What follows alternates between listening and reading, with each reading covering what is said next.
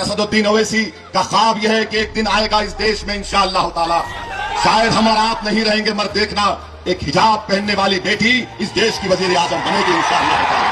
ઓવૈસીજીએ કીધું કે એક દિવસ હિજાબ પહેરનારી દીકરી એટલે મુસ્લિમ સમુદાયની કોઈ બહેન એ ભારત દેશની વડાપ્રધાન બનશે. તો ભારતના ભૂતપૂર્વ રાષ્ટ્રપતિ અબ્દુલ કલામ સાહેબ કહેતા હતા કે કોઈ પણ પદ પર કોઈ વ્યક્તિ એ ધર્મના લીધે નહીં પણ પોતાની લાયકાતના લીધે આવે છે.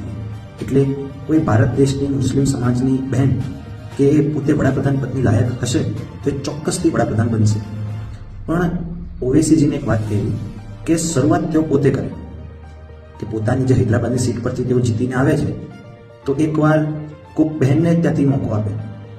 ચલો એ શક્ય ના હોય કારણ કે ખુરશીનો સવાલ છે.